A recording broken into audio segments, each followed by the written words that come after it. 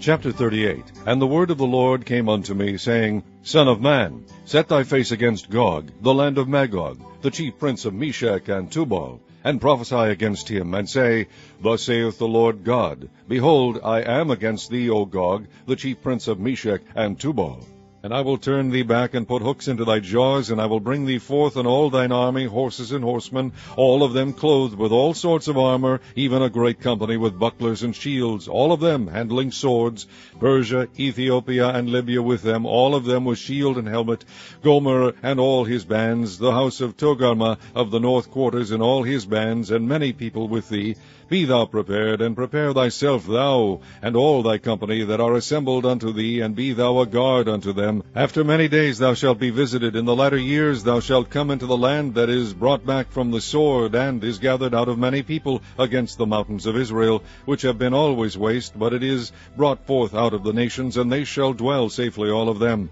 Thou shalt ascend and come like a storm, thou shalt be like a cloud to cover the land, thou and all thy bands, and many people with thee. Thus saith the Lord God, It shall also come to pass that at the same time shall things come into thy mind, and thou shalt think an evil thought, and thou shalt say, I will go up to the land of unwalled villages. I will go to them that are at rest, that dwell safely, all of them dwelling without walls, and having neither bars nor gates, to take a spoil and to take a prey, to turn thine hand upon the desolate places that are now inhabited, and upon the people that are gathered out of the nations, which have gotten cattle and goods, that dwell in the midst of the land. Sheba and Dedan and the merchants of Tarshish, with all the young lions thereof, shall say unto thee, Art thou come to take a spoil? Hast thou gathered thy company to take a prey, to carry away silver and gold, to take away cattle and goods, to take a great spoil? Therefore, Son of man, prophesy, and say unto Gog, Thus saith the Lord God, In that day when my people of Israel dwelleth safely, shalt thou not know it? And thou shalt come from thy place out of the north parts, thou and many people with thee,